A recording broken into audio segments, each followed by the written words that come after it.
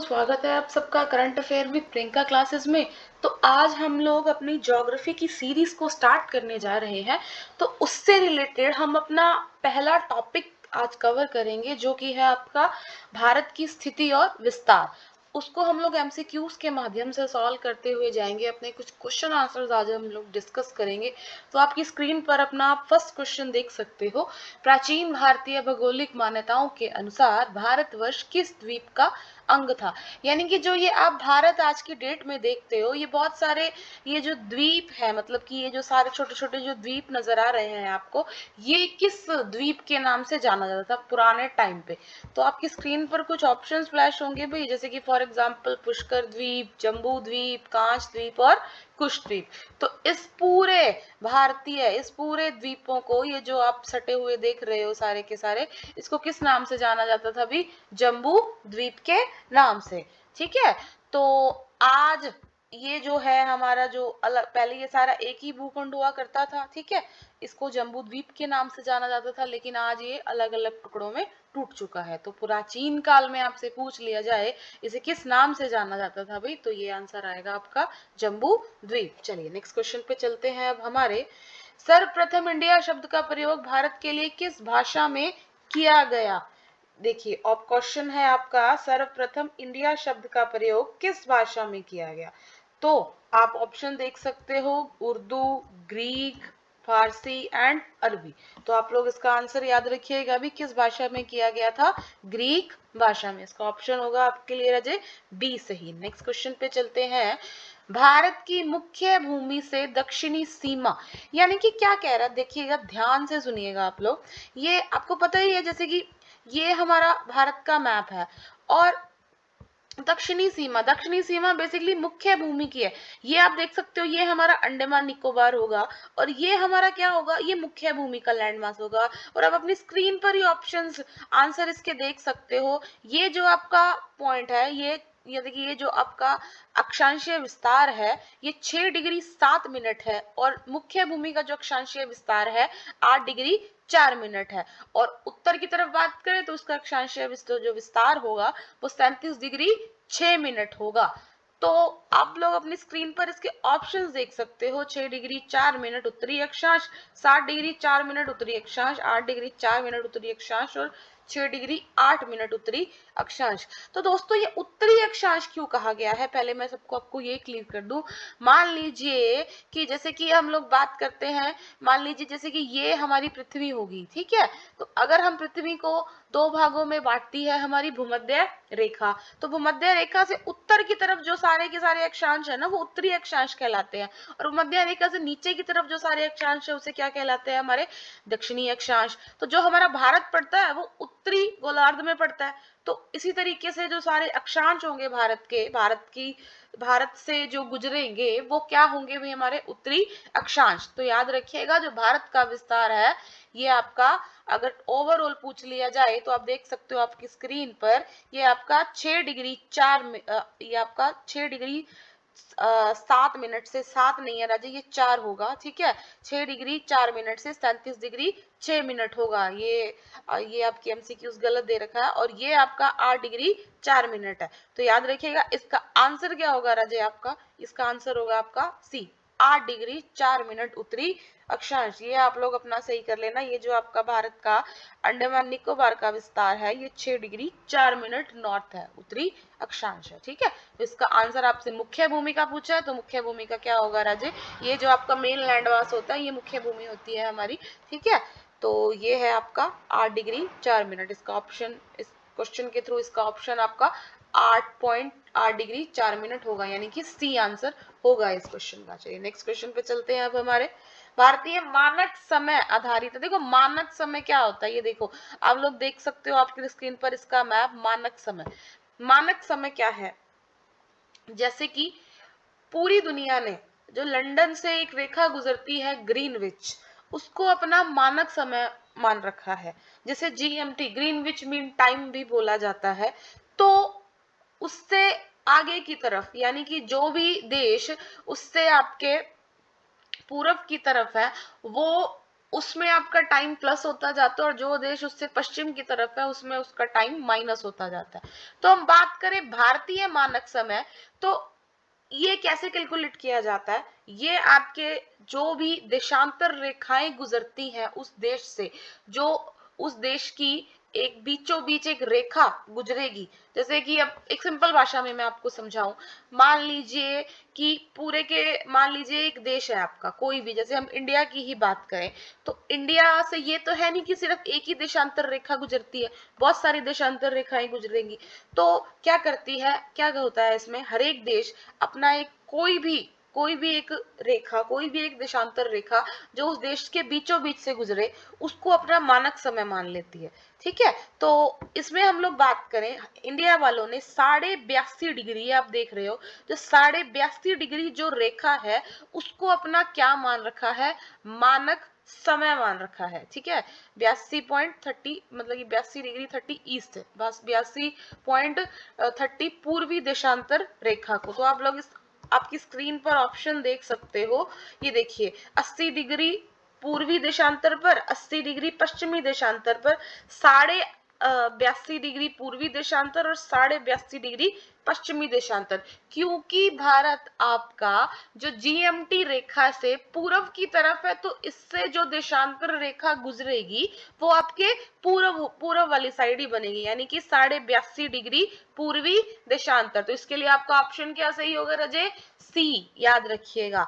तो ये आप याद रखना, ये सी आंसर होगा। और जो ये भारतीय मानक समय है, ये आपके भारत के 5 राज्यों से होकर गुजरती है, उत्तर प्रदेश, मध्य प्रदेश, आंध्र प्रदेश, उड़ीसा और आपका छत्तीसगढ़। याद रखिएगा, ये 3 प्रदेश वाले ही आगे, जैसे उत्तर, मध्य और आंध्र, और तीसरा आ गया छत्तीसगढ़ और उड़ीसा, याद रखिएगा। ठीक है, चलिए नेक्स्ट क्वेश्चन पे चलते हैं। अब हमारे नेक्स्ट क्वेश्चन है आपका, भारत का प्रमाणिक समय उस स्थान का स्थानीय समय है जो स्थित है, यानी कि जो भारत का प्रमाणिक समय है, यानी कि जिस पूरे भारत ने जिसको अपना मानक समय मान रखा है, वो किस स्थान का है, यानी कि प्रॉपर उसका नाम पूछ रखा है, दिल्ली के समीप है, कोलकाता के समीप है, इलाहाबाद के समीप है या भोपाल के समीप है। तो इसका आंसर रखिएगा, आप लोग देख ही सकते हो स्क्रीन पर, ये उत्तर प्रदेश में है अभी आपका इलाहाबाद। इलाहाबाद के समीप मिर्जापुर, मिर्जापुर में प्रॉपर बात करें तो नैनी। ठीक है, वहीं से ही वो प्रॉपर रेखा गुजरती है और 82.5 डिग्री को इन्होंने पूरी भारत ने अपना मानक समय मान रखा है। ठीक है, चलिए नेक्स्ट क्वेश्चन है अब हमारा, इंडियन स्टैंडर्ड टाइम और ग्रीनविच मीन टाइम में कितना अंतर है। ये आप देख सकते हो, मैंने आपको बताया ही है, ये आपके पूरे वर्ल्ड ने जिसको अपना मानक समय मान रखा है, ये वो रेखा है। और भारत की लोकेशन आपके यहाँ पड़ती है, तो भारत ने जो अपनी रेखा खींच रखी है वो 82.5 डिग्री वो यहाँ होगी। तो वो बोल रहा है कि इससे इतना कितना अंतर है, यानी कि कितने घंटे का इसमें अंतर होगा। तो आप ऑप्शन देख सकते हो, ये आ गया आपका 5 घंटे 10 मिनट, 5 घंटे 30 मिनट, 20 मिनट और 40 मिनट। ठीक है, तो इसमें आप लोग याद रखिएगा, इसका आंसर क्या होगा आपका, जो इंडियन टाइम है आपका, बेसिकली आपके मेन जो ग्रीनविच टाइम से कितना अंतर है, ये याद रखना, 82.5 डिग्री है ना, यानी कि 82 डिग्री 30 मिनट है। ठीक है, 30 मिनट है। तो ये याद रखना इसमें कि इसमें क्या होता है कि एक एक डिग्री के अंतराल में 4-4 मिनट का फर्क होता है। तो आप 82.5 डिग्री को कैलकुलेट कर सकते हो, तो उसके अकॉर्डिंग आपका आंसर बनेगा आपका सी, यानी कि 5 घंटे 30 मिनट का फर्क होएगा। अभी हमारा भारत का समय जीएमटी से 5.5 घंटे आगे है, क्योंकि जो देशांतरीय रेखा है हमारी वो 82.5 डिग्री है और हर एक डिग्री पर 4-4 मिनट का फर्क होता है, याद रखिएगा। आप लोग देख सकते हो कि जो ये हमारी ग्रीनविच मीन टाइम है वो कितने देशों से गुजरती है, देख सकते हो, यूके, फ्रांस, स्पेन, अल्जीरिया, माली, बुर्किना फासो, घाना और टोगो। याद रखिएगा, ये कुछ देश हैं आपको मैंने बता रखे हैं, ये भी आप लोगों को याद रखने हैं, बहुत इंपॉर्टेंट है हमारे लिए, पूछा जाते हैं भी हमारे एग्जाम में। चलिए नेक्स्ट क्वेश्चन पे चलते हैं। अब हमारे भारत का दूर दक्षिणी भाग की भूमध्य रेखा से दूरी कितनी है। देखो, सबसे पहले तो हम ये बात करें भूमध्य रेखा क्या है। ये हमारे मैप है भी हमारे पृथ्वी का, इक्वेटर जो है हमारा, यानी कि पूरी पृथ्वी के बीचों बीच एक रेखा खींची गई है जिसे बोला जाता है भूमध्य रेखा या इक्वेटर, जो पूरी पृथ्वी को दो बराबर भागों में बांटती है। आपको नॉर्थ हेमिस्फीयर यानी कि उत्तरी गोलार्ध और साउथर्न हेमिस्फीयर यानी कि दक्षिणी गोलार्ध। हमारे लिए इंपॉर्टेंट आज नॉर्थ हेमिस्फीयर है क्योंकि भारत हमारा नॉर्थ हेमिस्फीयर यानी कि उत्तरी गोलार्ध में है। वो ये पूछ रहा है कि भारत का दूर दक्षिणी भाग यानी कि जो ये दक्षिणी भाग है बिल्कुल यहाँ से लेकर ये जो दूरी है यानी कि ये दूरी कितनी है, वो मतलब कि बिल्कुल दक्षिणी भाग से लेकर जो इक्वेटर है आपका इसकी और इसकी दूरी कितनी है वो ये पूछ रहा है इसमें। तो 776 किलोमीटर, 867 किलोमीटर, ठीक है। और नेक्स्ट आ गया अभी हमारा 876 किलोमीटर और 916 किलोमीटर। तो इसके लिए आपका आंसर आएगा राजे 876 किलोमीटर। याद रखिएगा अभी इस क्वेश्चन का आंसर आप लोग कि भारत के दक्षिणी भाग की आपकी जो भूमध्य रेखा से दूरी है वो कितनी है, 876 किलोमीटर है। इंपॉर्टेंट है हमारे लिए डेटा, याद रखिएगा। चलिए नेक्स्ट है, भारत की स्थलीय सीमा की लंबाई कितनी है।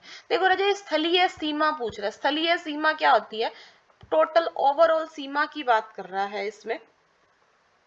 ये जो इस एरिया स्थलीय यानी कि जो ये वाला भाग है ना ये सारा स्थलीय भाग है हमारा, याद रखना। ये सारा जो सारा है हमारा ये स्थलीय भाग है। ये आप ये रेड कलर में ये पिंक हो गया, ये ग्रीन हो गया, ब्लू हो गया, फिर पिंक हो गया, ये आपका ब्राउन हो गया और फिर ये येलो हो गया, ठीक है। तो ये कितनी है टोटल आप लोग देख सकते हो। जैसे पाकिस्तान है, पाकिस्तान से कितने किलोमीटर की बाउंड्री टच करता है ये देख लो, 3323 किलोमीटर। फिर अफगानिस्तान को थोड़ी सी बाउंड्री टच करते हैं क्योंकि अफगानिस्तान वाला जो हिस्सा है वो पीओके के पास है, कितना 106। फिर आता है चाइना, चाइना वाली जो बाउंड्री है कितनी है 3400 या 3488 किलोमीटर, जिसमें तिब्बत वाला एरिया भी शामिल है। नेक्स्ट आता है नेपाल, ये नेपाल वाला एरिया है 1751 किलोमीटर का। भूटान, ये भूटान आपकी कंट्री है 699 किलोमीटर की। और म्यांमार की बात करें तो कितना है 1643। और सबसे ज्यादा कौन करता है अभी आपका 4000, ये आपका टोटल 96 आता है, 4096.456 समथिंग। तो इसमें टोटल ओवरऑल दे दिया 4097 किलोमीटर का। और 5 ऐसी स्टेट्स है हमारे भारत की जिसका कोई भी बॉर्डर नहीं लगता, जैसे कि हरियाणा हो गया, ठीक है। और हम बात करें इसमें मध्य प्रदेश हो गया, ये आपका उड़ीसा आ गया, ठीक है। तो ये कुछ एक ऐसे स्टेट है इसमें जिसकी किसी से भी बाउंड्री नहीं लगती, ये आप लोग याद रखिएगा। अब इसमें बात करें इसमें बात करें कि ये जो टोटल बाउंड्री है यानी ये सारों को टोटल कर दिया जाए तो वो कितना होगा। तो ये आपके सामने ऑप्शन दे रखते हैं 6100, 75.16, 1200 और 15,200। इसका आंसर आएगा राजे 15,200, क्योंकि हम इन सबको मिला दे तो ये 15,200 ही बनेगा। टोटल बाउंड्री है लैंड मास, यानी कि जो स्थलीय सीमा है ना कि जिसकी स्थल से किसी ना किसी स्थल से बाउंड्री लगती है, जो कि कोई ना कोई देश से टच होगा इसका, तो वो कितना होगा भी आपका 15,200 किलोमीटर का। तो चलिए अब हम नेक्स्ट क्वेश्चन पे चलते हैं। अब हमारे द्वीपों सहित भारत की तटरेखा की लंबाई कितनी है। द्वीपों सहित राजे, द्वीप क्या होंगे इसमें हमारे, देखो द्वीप, द्वीप क्या होता है आप सबसे पहले बात करें। ये जैसे आप लक्षद्वीप देख रहे हो, ये आप अंडमान देख रहे हो, अंडमान निकोबार द्वीप समूह। बेसिकली द्वीप होता क्या है, ऐसा जमीन का टुकड़ा जिसके चारों तरफ पानी हो वो हमारा द्वीप कहलाता है। भारत में मुख्य रूप से 2 फेमस द्वीप हैं, जैसे कि लक्षद्वीप हो गया और अंडमान निकोबार द्वीप समूह होगा। ये दोनों ही के दोनों भारत के क्या हैं भी, भारत के आपके क्या नाम है, यूनियन टेरिटरी है, केंद्र शासित प्रदेश है। और भी द्वीप हैं जैसे दादर नागर हवेली हो गया, तो ये भी छोटे छोटे द्वीप यहाँ पर बने हुए हैं। तो वो पूछ रहा है कि इसकी लंबाई मतलब कि इनकी टोटल तटरेखा कितनी है, यानी कि एक तो ये जो कोस्टल एरिया है हमारा, एक तो ये वाला हो गया, ये सारे के सारा आपका कोस्टल एरिया, प्लस ये जो द्वीप है इनकी, तो इन सबकी लंबाई पूछ यानी कि सबकी टोटल लंबाई पूछ रहा है कि वो कितनी होगी। तो 6100 होगी, 6200 होगी, 75 16.5 होगी या 8000 होगी। तो इसका आंसर आएगा राजे 7516, ठीक है, 7516.5 किलोमीटर, याद रखिएगा। ठीक है, हमने बात करी पिछले क्वेश्चंस में स्थलीय सीमा जो उसके ऊपर वाली है वो कितनी थी आपकी 15,200। और अगर हम बात करें द्वीपों की तटीय जो रेखा है, ठीक है, उसकी द्वीपों सहित लंबाई तो वो 7516 है आपकी। चलिए नेक्स्ट क्वेश्चन पे चलते हैं अब हमारे। भारत की उत्तर से दक्षिण की लंबाई कितनी है? तो ये आप देख सकते हो रजे, उत्तर से दक्षिण आपकी स्क्रीन पर ही फ्लैश हो रहा है आपका, ठीक है। उत्तर हमारा सबसे नॉर्थ में होगा, ये आप देख सकते हो, और दक्षिण हमारा बिल्कुल ये। तो ये जो आपकी 37 डिग्री 6 से 8.4, ये पूरी ओवरऑल लंबाई पूछ रहा है, ये कितनी होगी भी आपकी?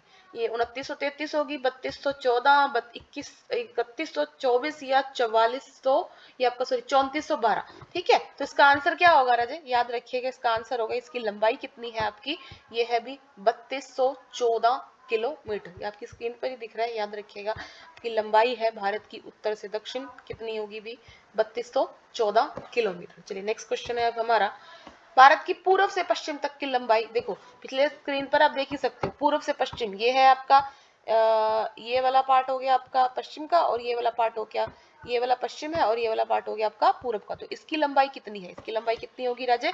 2933 किलोमीटर। तो आप अपनी स्क्रीन पर आंसर देख सकते हो, इसका लिए इसका आंसर होगा भी आपका ए, याद रखिएगा 2933 किलोमीटर होगा भी। चलिए नेक्स्ट क्वेश्चन है अब हमारा, भारत की तट रेखा की लंबाई, और सिर्फ तट रेखा की लंबाई पूछ रहा है अब आपसे। हमने द्वीपों सहित कर लिया, ठीक है, हमने भूमध्य रेखा वो आपकी स्थलीय सीमा करी, अब सिर्फ ये जो तट है ना, जैसे कि ये जो सारा तट, जैसे इस कोंकण तट बोलते हैं ऊपर वाले को, गुजरात प्लेन्स हो गया, ये मालाबार तट है, कोरोमंडल तट है, तमिलनाडु और आंध्र प्रदेश वाले को उसका उत्तरी सरकार बोलते हैं, उत्कल प्लेन बोलते हैं, ये सबके अलग अलग नाम दे रखे हैं। तो इनकी जो लंबाई है ये कितनी है, ये पूछ रहा है आपसे। 6100 है, 6500 है, 6175 है, या 6500 है। तो इसकी लंबाई आएगी राजे ए, 6100 किलोमीटर। इंपॉर्टेंट है डेटा हमारे लिए, याद रखिएगा। तीन तीन बातें अभी हमने इसमें याद रखनी है।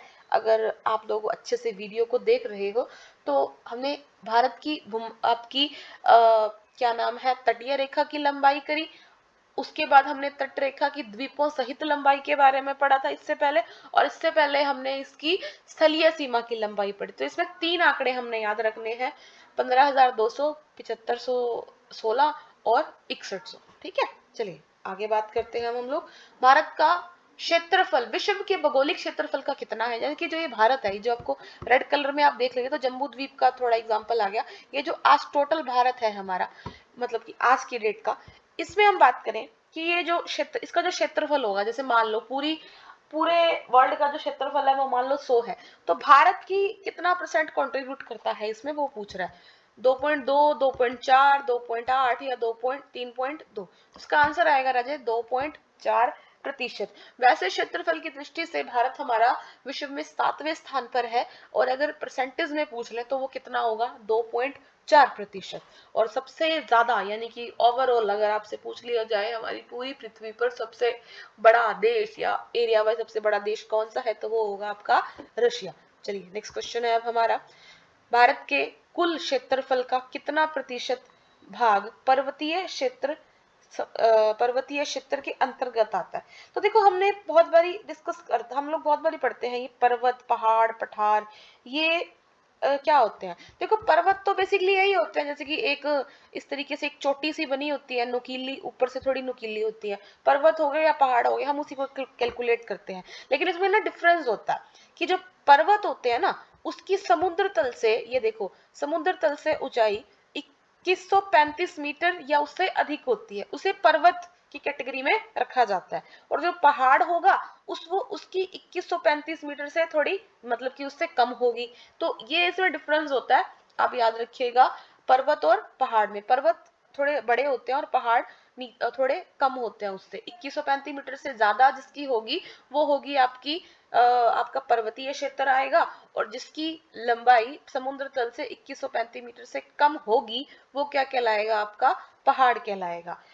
ठीक है। चलिए अब हम बात करते हैं पर्वतीय क्षेत्र की, भारत में कितने प्रतिशत भाग पर पर्वतीय क्षेत्र पाए जाते हैं? तो इसके लिए आप अपने ऑप्शन देख सकते हो, 10.7, 18.6, 27.7 या 43%। तो याद रखिएगा इसका आंसर आएगा आपका 10.7%। भारत में कितने प्रतिशत भाग पर पर्वत पाए जाते हैं? तो याद रखिए कितने प्रतिशत भाग पर, आगे भी आपके 10.7% भाग पर आपके क्या पाए जाते हैं? पर्वत पाए जाते हैं। नेक्स्ट पूछा गया है आपसे, भारत कितने प्रतिशत भाग पर पर्वत और पहाड़ियां हैं? जैसे कि हिमालय की पहाड़ियां, छोटी छोटी पहाड़ियां, सबके बारे में पूछ रहा है, क्यों, कौन सी है? तो कितने प्रतिशत भाग पर है? 10.7 है, 18.6 है, 29.3 है या 43% है? तो आप लोग इसका आंसर याद रखिएगा कितने प्रतिशत है, 29.3%। पर्वत पूछ ले 10.7, पर्वत और पहाड़ियां दोनों मिलाकर पूछ ले तो वो आ जाएगा अपना 29.3। ठीक है, चलिए नेक्स्ट है, ये दोनों मिलाकर पूछा गया है आपसे, याद रखिएगा। संपूर्ण भारत के कितने प्रतिशत भाग पर पठार, पठार क्या होता है राजे? देखो, पर्वत या पहाड़ में तो सिर्फ ऊंचाई का डिफरेंस है, लेकिन जो पहाड़ होते हैं ना, अपने पहाड़ों की जो सतह होती है, यानी कि जो ऊपर वाला हिस्सा होता है वो समतल होता है। ठीक है, याद रखिएगा वो समतल होता है। तो पूरे भारत पर पठार का कितना विस्तार है, यानी कि पठार कितने प्रतिशत भाग में फैला हुआ है, आपसे उससे रिलेटेड क्वेश्चन पूछ रहा है। 10.7, 18.6, 27.7 या 29.3। तो याद रखिएगा इसका आंसर होगा राजे आपका 27.7%। आपकी स्क्रीन पर आप देख सकते हो, ये जो डेक्कन प्लेटू है, प्रायद्वीपीय पठार, इसके विस्तार के बारे में बात हो रही है। चलिए नेक्स्ट क्वेश्चन है अब हमारा, संपूर्ण भारत के कितने प्रतिशत भूभाग पर मैदान का विस्तार है? मैदान यानी कि होता है हमारा उत्तर भारत का मैदान। ये जो आप एरिया, ये जो आप रेड कलर से एरिया देख रहे हो, ये सारा प्लेन एरिया है हमारे भारत का, यानी कि आपका क्या है, मैदानी इलाका है, जिसमें गुजरात का, राजस्थान का, हरियाणा, गुजरात नहीं सॉरी, राजस्थान हो गया, पंजाब हो गया, हरियाणा हो गया, उत्तर प्रदेश हो गया, कुछ उत्तराखंड का रीजन आता है, आपके बिहार का हो गया, वेस्ट बंगाल हो गया, ये सारे पार्ट्स आते हैं। तो ये कितने प्रतिशत भाग पर फैला हुआ है, आपसे ये पूछ रहे हैं। आपके ऑप्शन है राजे 10.7, 18.6, 27.7 और 43%। इसका आंसर आएगा राजे, मोटा मोटा याद रखिएगा आप लोग, 43%। सबसे ज्यादा भाग पर आपके क्या पाया जाता है, मैदान ही पाए जाते हैं। चलिए नेक्स्ट क्वेश्चन पे चलते हैं अब हमारे। अब ये क्वेश्चंस आपके लिए बहुत ज्यादा इंपॉर्टेंट है, बहुत बच्चों को इसमें कंफ्यूजन रहती है कि देखो, प्रादेशिक सीमा, भारत की प्रादेशिक जल सीमा, टेरिटोरियल वाटर, समुद्र तल से कितने समुद्री मील की दूरी पर है? अब ये होता क्या है, ये देखो, ये 3 क्वेश्चन राजे आपको दे रखे हैं, 12 मील, 14 मील, 111 मील और 200 मील। इसके बाद इसके बाद आपको दे रखा है संलग्न क्षेत्र या कॉन्टिजियस जोन, और तीसरा क्वेश्चन पड़ता है हमारा एक्सक्लूसिव। तो ये मैं आपको तीनों क्वेश्चन ही एक साथ करवा दूंगी, आपको क्लियर हो जाएगा। ये आप इस इमेज को ध्यान से देखिएगा। क्या होता है कि जो भारत का मैप है, जैसे कि अभी आप पिछले स्क्रीन पर आप लोग देख सकते हो अपनी, कोई भी मैप हम लोग उठा के देखते हैं, जैसे कि मान लीजिए ये था, ये भारत का मैप है, ये आप समुद्री क्षेत्र देख रहे हो। तो क्या करा जाता है इसमें, यूएन का एक क्लॉज आया था, ठीक है, यूएन का क्लॉज था 1982 में आया था, और 1994 से ये प्रभावी हुआ था। यूएन क्लॉज के अनुसार समुद्र के लिए कानून बनाए गए थे हर एक देश के लिए। इसमें क्या होता है कि सबसे पहले तो एक बेसलाइन खींची जाती है हर एक देश के तटीय क्षेत्र पे। जैसे आप ये देख सकते हो, ये देखो, ये थोड़ा कटा फटा है, ये बिल्कुल अंदर की तरफ जा रहा है, ये थोड़ा बाहर की तरफ हो गया, यहाँ से थोड़ा उठा हुआ है। तो यहाँ पर हम लोग क्या करेंगे, हम लोग इस पे यहाँ पर एक सीधी बेसलाइन खींचेंगे, सीधी, जिससे पूरे पूरे क्या होगा, पूरे आपके जो आपका प्रायद्वीपीय वाला भारत है, प्रायद्वीपीय भारत है, इस पूरे पर हम लोग एक बेस लाइन खींचेंगे, बिल्कुल एक सीधी। उसको हम लोग सबसे पहले क्या बोलते हैं, उसको हम लोग बोलते हैं राजे इंटरनल वाटर। इंटरनल वाटर क्या है कि इसमें जो भी थोड़ा बहुत कटाफटा एरिया होगा या थोड़ा बहुत पानी वाला भी एरिया होगा वो आ जाता है। ये आप देख सकते हो, पानी वाला एरिया भी आ जाएगा। ये क्या कहलाती है, बेसलाइन।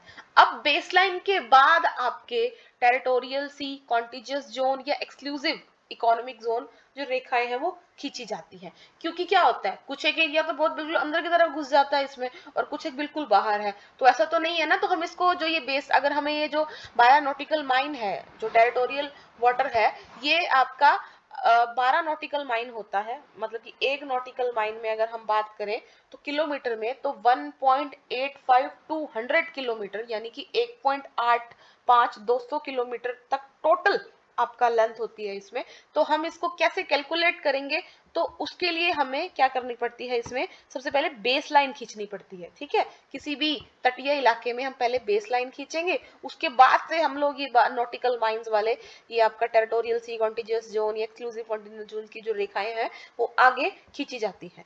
तो सबसे पहले ये याद रखना कि ये आपका इंटरनल वाटर होगा, उसके बाद बेस लाइन खींची जाएगी, उसके बाद पहला जो एरिया होगा उसे क्या बोला जाता है, टेरिटोरियल सी, ठीक है। टेरिटोरियल सी या प्रादेशिक जल सीमा बोलते हैं उसे हिंदी में। ये कितनी होगी, ये आप अपनी स्क्रीन पर देख ही सकते हो, 12 मील, 24 मील, 111 मील या 200 मील, तो वो कितनी होती है आपके 12 नॉटिकल मील होती है। अब ये टेरिटोरियल जो सी है ये है क्या, टेरिटोरियल सी में किसी भी देश को साफ सफाई करने फाइनेंशियल राइट होते हैं, और इसमें लगा लो आप सीमा शुल्क की वसूली कर सकते हो। और एक इंपॉर्टेंट बात ये होती है इसमें कि आपका इसमें ना जैसे आसमान पर भी अधिकार होता है, मान लो आप कोई देश का प्लेन आ रहा है या जो भी है, तो इस पे भी आप लोग रोक लगा सकते हो, वो आपका हक होता है इसमें, किसी भी देश का 12 नॉटिकल माइल तक समुद्र से, ठीक है, बेस लाइन से 12 नॉटिकल माइल तक। अब उसके बाद यहीं से ही बेस लाइन से ही अगली जो 24 नॉटिकल माइल लाइन जो खींची जाएगी उसे बोला जाएगा कॉन्टिजियस जोन। अब ये कॉन्टिजियस जोन क्या होता है, टोटल होता है 24 नॉटिकल माइल का।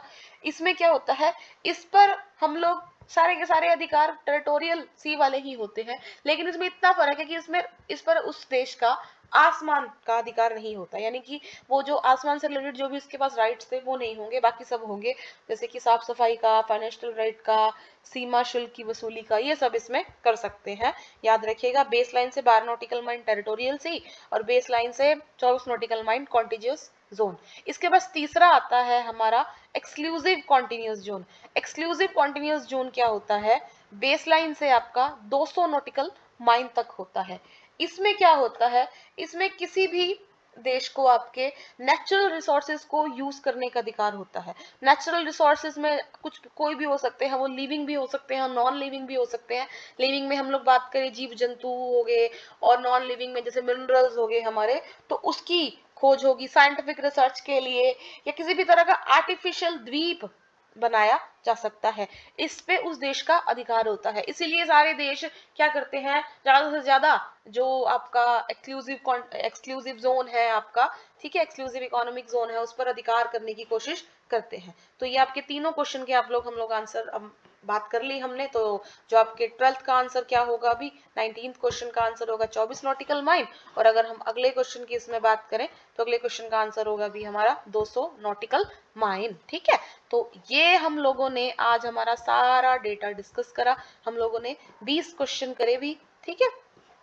तो आई होप आप सबको इन क्वेश्चंस के इन क्वेश्चंस के आंसर आप लोग सभी याद रखिएगा। आप लोग आपकी स्क्रीन पर ये सारे क्वेश्चंस देख सकते हो, एक बारी इसको दोबारा से अच्छे से रिवाइज कीजिएगा इस वीडियो को। हम लोग आगे की सीरीज इसका अभी आप लोगों ने फर्स्ट पार्ट देखा है, इसमें रिलेटेड बहुत और इम्पोर्टेंट क्वेश्चंस बनेंगी अभी हमारे, तो ये आप लोग याद रखिएगा इन क्वेश्चंस को। नेक्स्ट वीडियो के लिए हम लोग इसमें कल की सीरीज में हम लोग कंटिन्यू करेंगे। Okay, thank you so much. हमारे चैनल को लाइक करें, सब्सक्राइब करें।